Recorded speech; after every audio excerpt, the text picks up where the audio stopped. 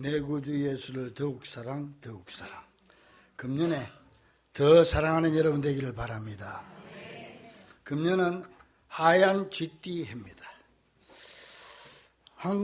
한국학중앙연구원에 있는 향토문화전자대전에 보면은 이 쥐에 대한 혼쥐라고 하는 글이 있습니다. 혼쥐.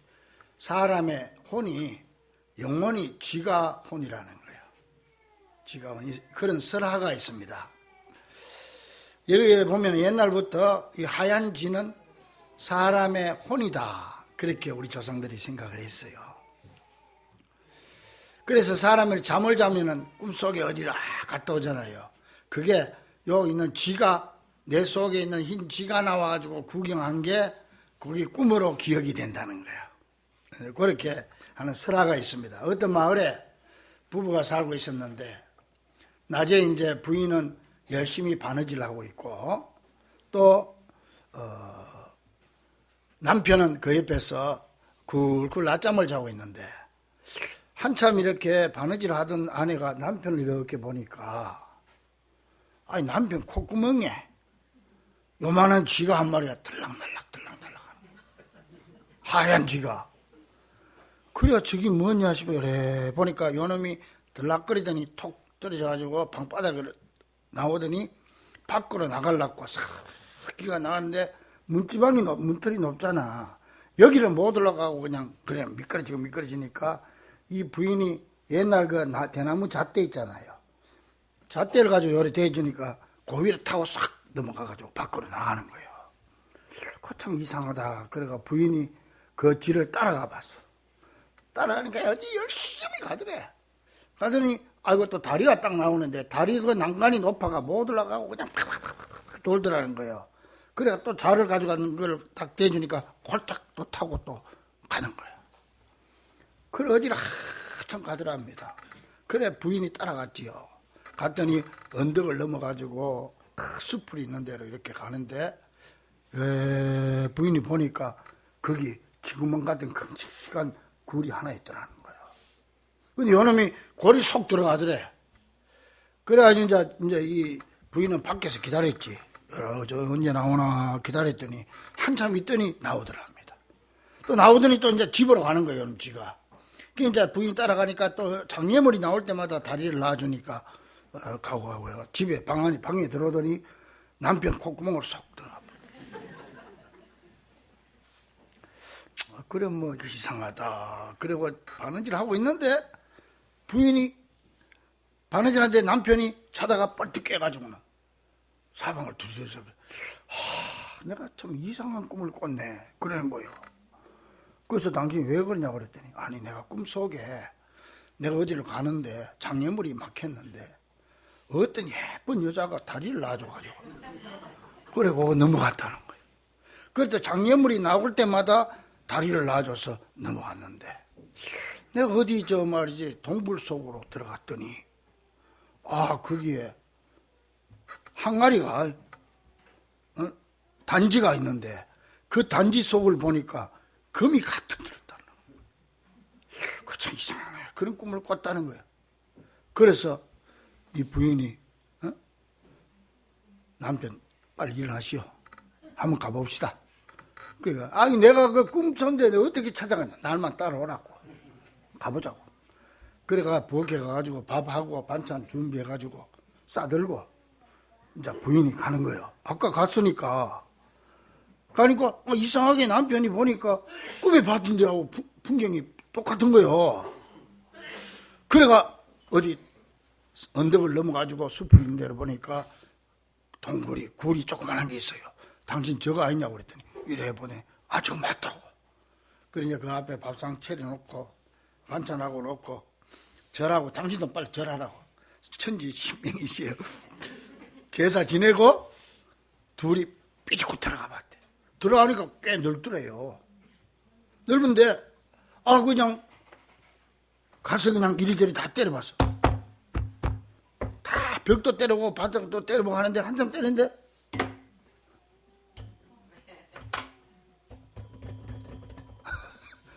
한 군데 때려보니까 단지 소리가 나는 거야. 여기라고. 파보라고. 그래가 남편 시켜 남편이 파보니까 이만한 단지가 나오는데 그 열어보니까 금이 가득 들었다. 그래가 잘 먹고 잘 살았대.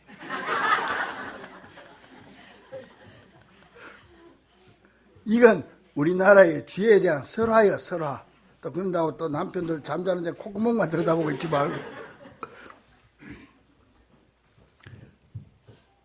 우리나라의 지혜에 대한 설화가 많이 있어요. 사람 속에는 또 어떤 걸 보니까 하얀 쥐가 2마리가 들었대요, 속에. 근데 하나는 착한 쥐고 하나는 못된 쥐인데 이 남편이 계속 도벽이 있어서 남의 물건을 훔치는 거라. 그래 어느 날 이 부인이 요 못된 쥐가 나오는 걸 딱 잡아가지고 그놈을 죽여버렸어. 그 다음부터는 도벽이 싹 없애버렸다고. 뭐 그런 얘기들이 많이 있어요. 여러분, 그럼 성경에는 이 쥐에 대한 얘기가 없을까? 내가 찾아보니까 그 비슷한 얘기가 있더라고. 열왕기하 18장에 보면은요, 아수르가 이스라엘을 침략해 옵니다. 남북으로 갈라져서 북쪽 이스라엘을 점령을 해버립니다. 그리고 남쪽으로 내려오면서 남쪽에 예루살렘 성을 포위하는데 무려 18만 5천 명이 예루살렘 성을 포위합니다. 18만 5천 명. 그러니까 뭐 예루살렘 성민들은 뭐 벌벌 떠는 거지.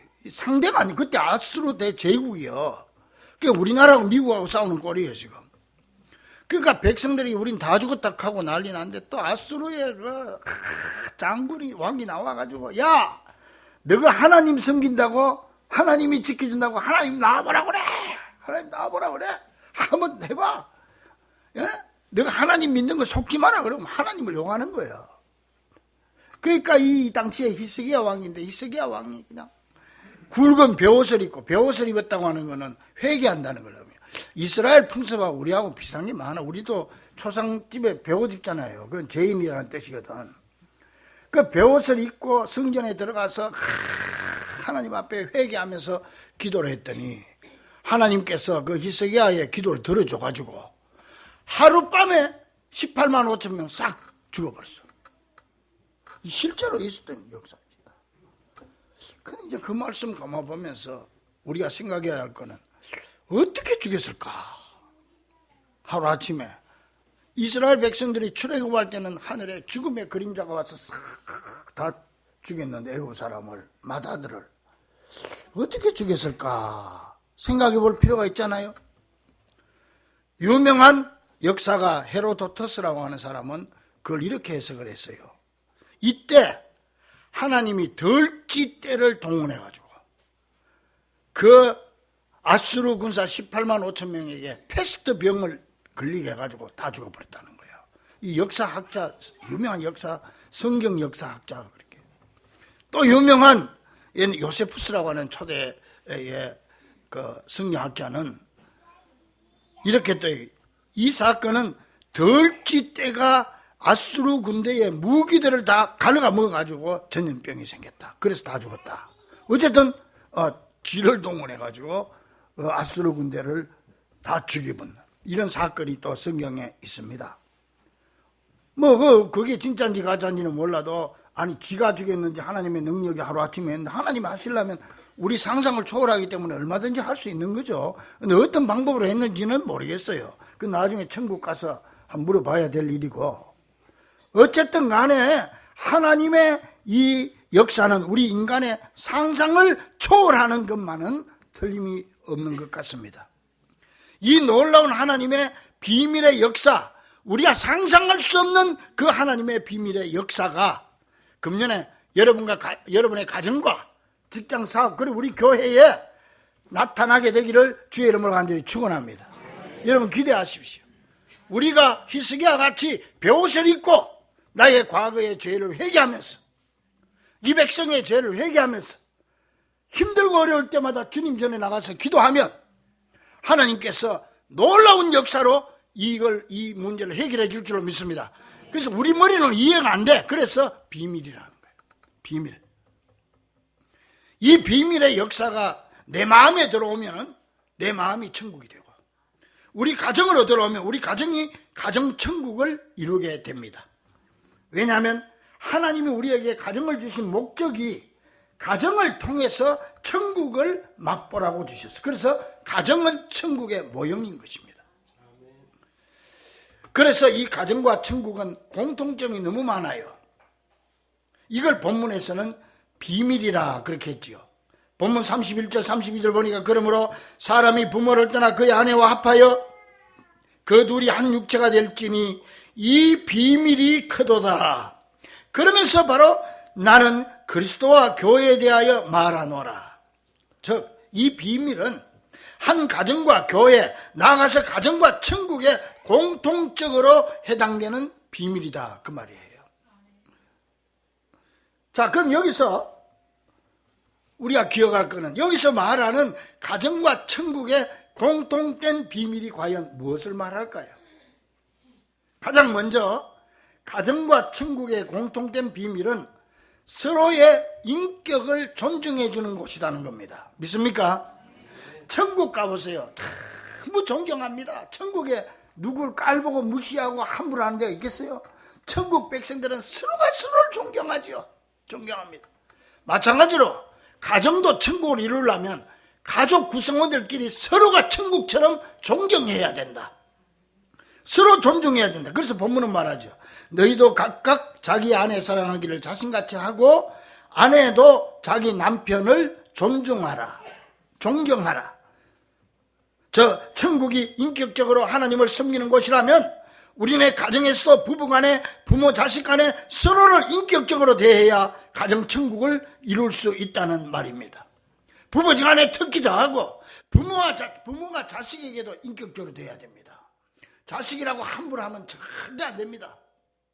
인격적으로 존중하는 것. 이것이 바로 가정이고 천국이다. 중국 속담에 그런 말이 있습니다.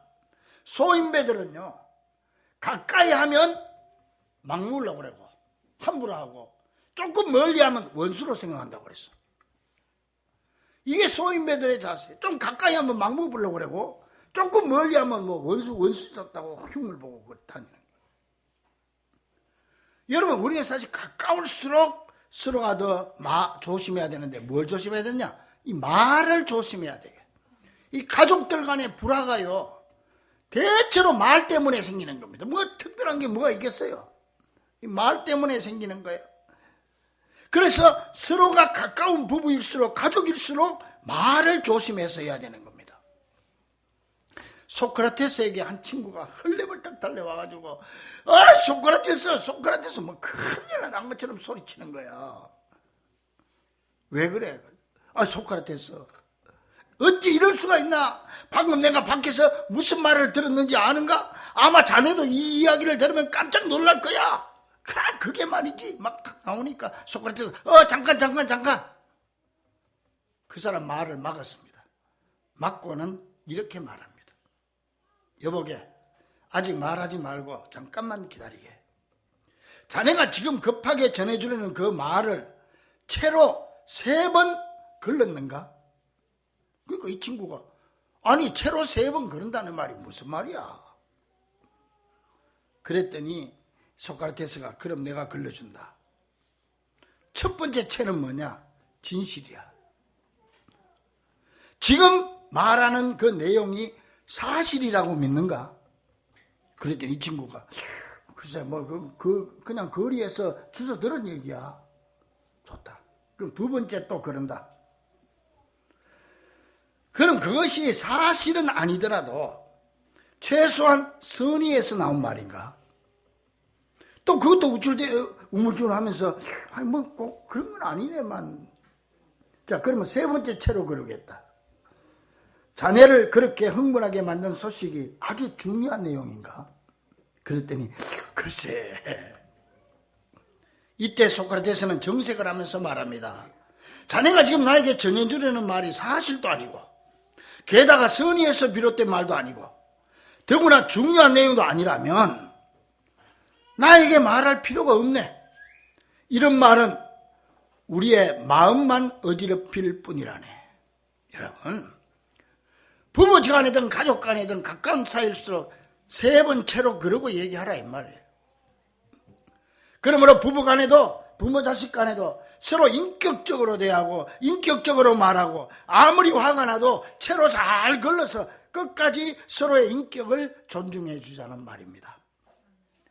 그러므로 가정과 천국의 비밀은 성도가 예배를 통해서 하나님과 하나됨의 신비에 이르듯이 부부간에 가족 간에도 서로의 인격을 존중해 줄 때 가정 천국을 이룰 수 있다는 사실임을 기억하고 금년에 우리 모든 성도들은 이 말의 비밀을 지킬 수 있기를 주의 이름으로 간절히 축원합니다.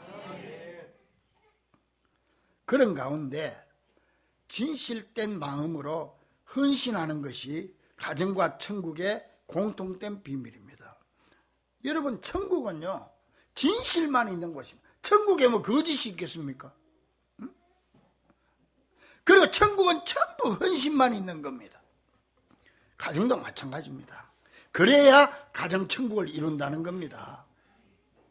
가정에 가짜, 거짓이 들어서는 순간 여러분, 마귀는요 거짓의 아비예요. 마귀의 정체가 거짓이에요. 그 가정은 지옥으로 변해간다는 사실을 우리는 잊어서는 안 되는 거예요. 진실이 들어올 때 가정이 천국이 이루어진다는 거예요. 유명한 칼 발트라는 신학자가 말했습니다.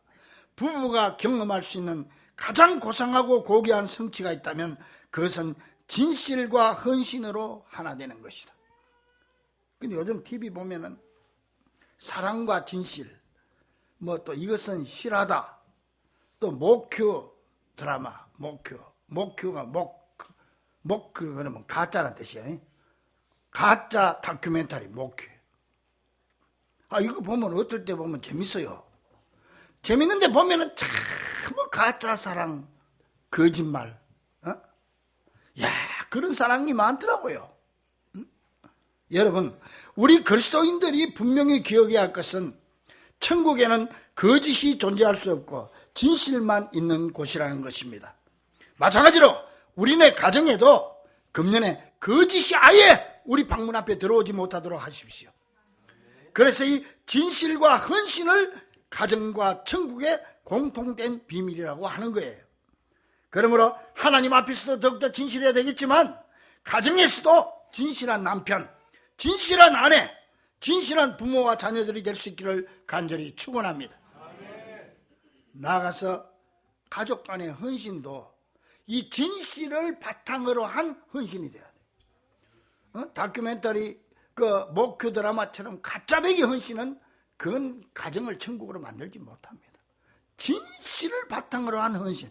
그래서 에베소 5장 22절에 남편이 아내의 머리됨이 그리스도께서 교회의 머리됨과 같다고 했고, 남편들은 아내 사랑하기를 그리스도께서 교회를 사랑하시고 그 교회를 위하여 자신을 주심같이 하라.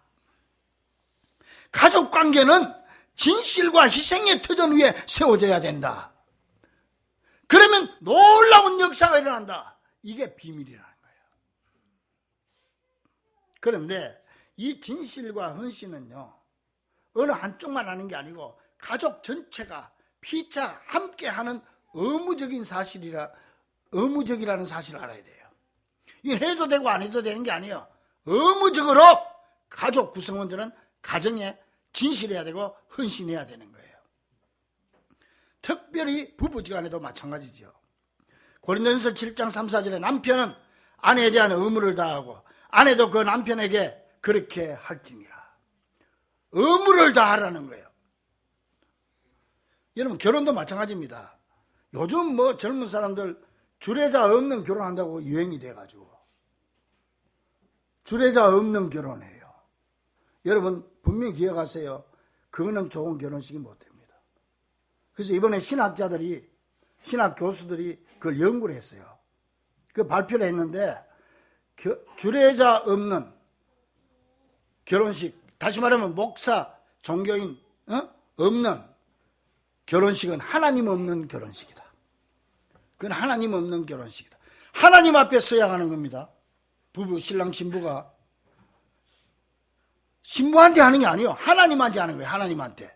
그런데 하나님이 없으니까 그게 무슨 서약이 되겠어요. 하나님의 축복이 없다 이거예요. 그 자리는.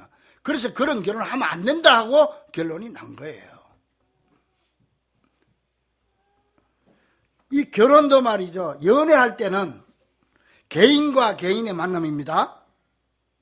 근데 딱 결혼하고 나면은 가정과 가정의 만남이 되고 가문과 가문의 만남이 되는 거예요. 이걸 잘 알아야 돼요. 그래서 연애는 서로가 사랑의 관계입니다. 근데 결혼은 이제 사랑의 관계에서 의무적인 관계로 들어가는 거예요. 의무를 다해야 되는 거예요. 하기 싫어도 의무적으로 해야 된단 말이에요. 부부간의 의무, 시댁과의 관계 의무, 친정과의 처갓집과의 관계에서의 의무, 부모 자식 간의 의무, 이걸 혼돈하는 사람들이 많아. 아직도 철없는 아이들이 결혼해가지고 결혼인지 했는지 연애 중인지 결혼 중인지 그것도 몰라요. 그래서 지 하고 싶은 대로 하는 거야. 그거는 연애할 때는 그렇게 돼요.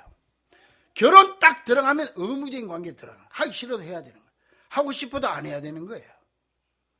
그래서 내 할 도리를 다 해야 되는 거예요. 부부지간에도 가정이라고 하면은요, 가 플러스 정이 가정 아닙니까? 가는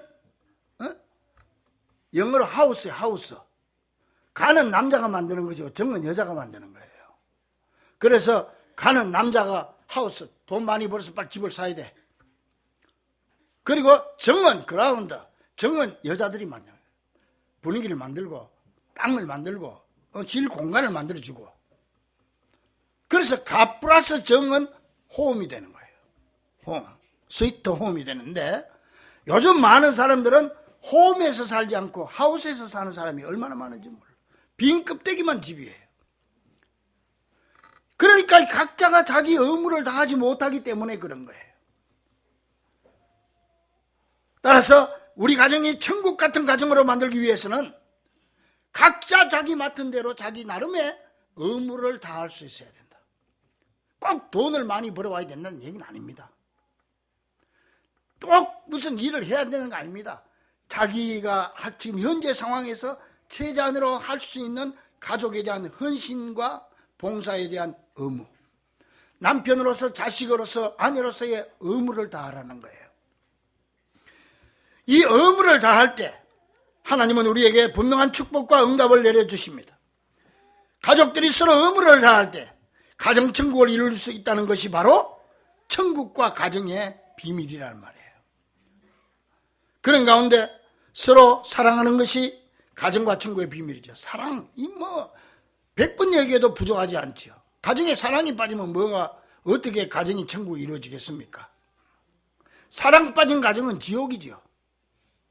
가정은요, 지옥이 될 수도 있고 천국이 될 수도 있는 거예요. 그런데 문제는 뭐냐? 사랑이 뭔지를 몰라요. 사랑이 뭐예요? 사랑이 뭔지 모르니까 가정을 지옥으로 만드는 거예요. 사랑은 딱 간단하게 말하면 집착이 아닙니다. 얽어매는 게 사랑이 아니에요. 남편 얽어매고 그냥 마누라 얽어매는 게 사랑이 아니에요. 사랑은 자유를 주는 거예요. 자유. 믿음 안에서의 자유를 주는 거예요. 못 믿으니까 그래. 꼭 지가 엉뚱한 짓 하는 놈들이 하는 사람들이 꼭 마누라를 의심해. 다 지 같은 줄 알고. 가족 부부 싸움도 많이 해본 사람이 몽둥이도 알고 빗자루도 아는 거예요. 가정에서 부부 싸움 안 해본 사람은 둘이 부부 싸움 했다 그래도 잠깐 말다툼하고 말하겠지. 이 정도밖에 생각 안 해. 자기 수준에 생각하니까. 여러분, 그래서 사랑은 집착이 아니고 또 이 젊은 엄마들, 사랑은 방종이 사랑이 아니에요. 애들 기죽는다고 내 마음대로 내버려두는 게 사랑이 아니란 말이야. 좀 뭘 알고 애들을 사랑해야지. 애들 무턱대고 내버려둔다고 사랑은 아닙니다. 여러분, 한 가지만 내가 말씀드릴게요. 애들 철없을 때요, 애들 단속을 해야 됩니다. 철없어. 왜? 아이들은 옳고 그런 걸 판단을 못할 때 이때 요거는 해야 돼, 요건 안 해야 돼. 그거 단속을 시켜야 돼. 그건 하지 마라, 요건 해야 돼, 요건 하지 마라. 요 가르쳐야 나중에 중학생 고등학생이 되면 그때는 머리가 커가지고 하지 마라 그러다 지가 알아서 다 하니까 그런데 우리나라 엄마들은 거꾸로 합니다. 어릴 때는 애 기죽는다고 내버려뒀다가, 그러니까 이 아이가 뭐가 옳은지 나쁜지를 몰라요. 무조건 오케이 했으니까. 그리고 중학생, 고등학생 머리가 다 큰 다음에 이놈아 그거 하지 마라 저거 하지 마라 하니까 이미 그때는 끝난 거예요. 이미 시기가 늦어버렸어. 안 돼. 근데 거꾸로 한단 말이에요.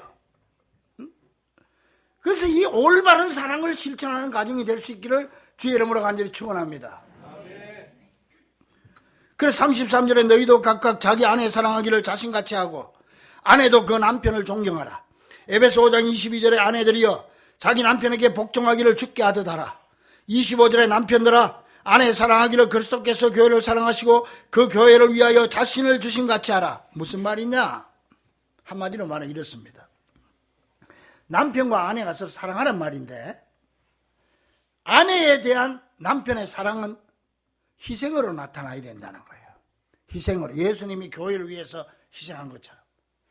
그리고 남편에 대한 아내의 사랑은 존경으로 나타나야 된다는 거예요. 존경으로.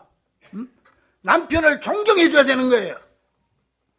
아내를 위해서 목숨을 바치는 남편이 돼야 되는 거예요. 이게 그 말씀이에요. 이게 바로 천국과 가정의 비밀이라는 거예요. 여러분, 우리네 가정은요, 천국도 아니고 지옥도 아닙니다. 여러분 하기 나름으로 지옥이 될 수도 있고 천국이 될 수도 있는 거예요. 금년에 여러분 가정을 천국으로 만들기를 간절히 축원합니다. 좀 알고 좀 똑바로 하세요. 내 생각대로 하지 말고 애들도 내 생각대로 키우지 말고 부부 간에도 가까울수록 조심하고 하나님 말씀대로 성경에 보면은 남편을 예수님처럼 받들으라고 그랬어요. 그래서 사라는 아브라함 남편을 보고 주여 그랬어. 주여. 하나님이요.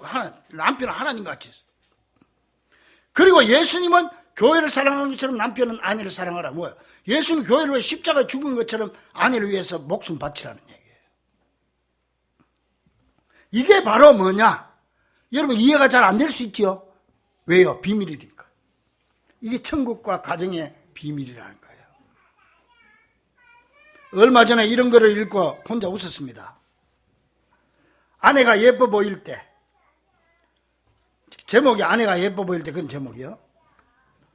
20대 후반은 남편을 위해서 예쁜 아기를 낳아줄 때 아내가 가장 예뻐 보이고 30대 후반은 좋은 집에 못 산다고 불평하지 않고 잘 참아주는 아내를 볼 때 예뻐 보이고 40대 후반은 당신 건강해요, 건강해야 돼요 하면서 보약 가르줄 때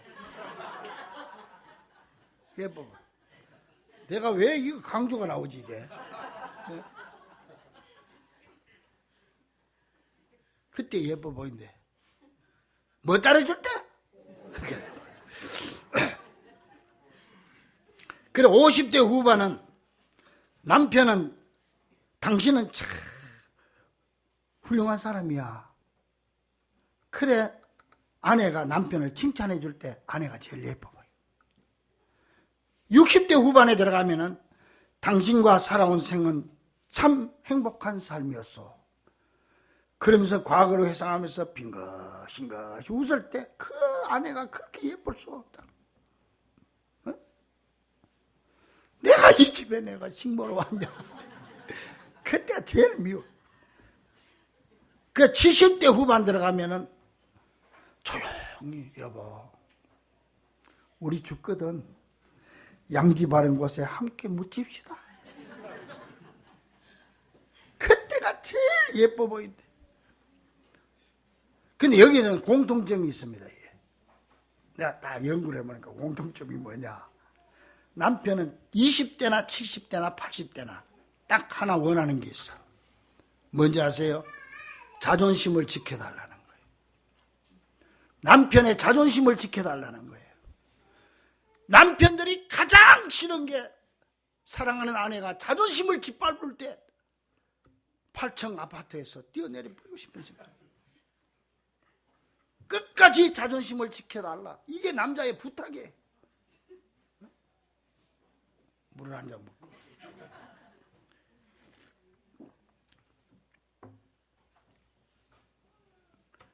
그때가 가장 아내가 예뻐 보이고 그렇게 되면 남자들은 가정을 위해서, 사랑하는 아내를 위해서 목숨까지 바치고 충성을 다하는 거예요.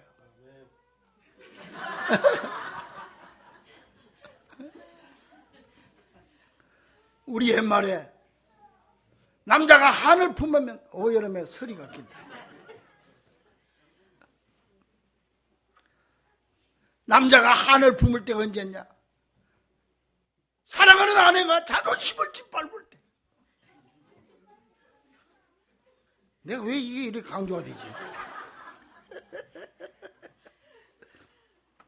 나도 남자니까. 어느 부부가 싸움을 하는데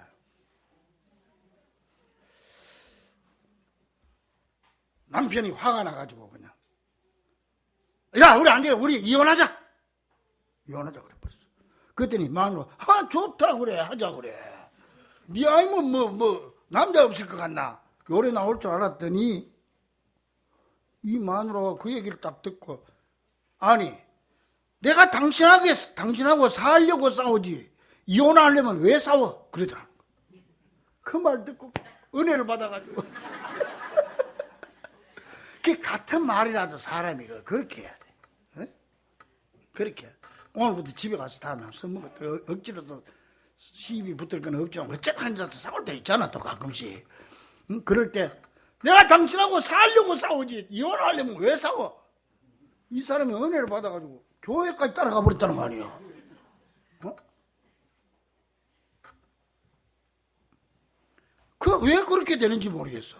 그래서 그게 비밀이라. 비밀이라. 그래서 본문은 이 비밀이 크도다. 그러면서 부부관계 말하다가 갑자기 그리스도와 교회에 대해서 말하죠. 사랑 우리 중부 가족들이여, 다시 한번 이 놀라운 진리인 가정과 천국의 공통된 비밀을 깨닫고 금년에는 우리네 가정을 가정천국으로 만들기 위해서 온 가족이 인격적으로 연합하고 진실과 헌신으로 피차 의무를 다하는 가운데 서로의 사랑과 사랑을 존경과 희생으로 나타내므로 반드시 가정천국을 이루는 귀하고 복된 성도들이 될 수 있기를 우리 가정의 주인 되시는 우리 주 예수 그리스도 이름으로 간절히 축원합니다. 기도하겠습니다. 하나님 아버지, 우리에게 가정을 주셔서 감사합니다. 사랑하는 가족을 주셔서 감사합니다.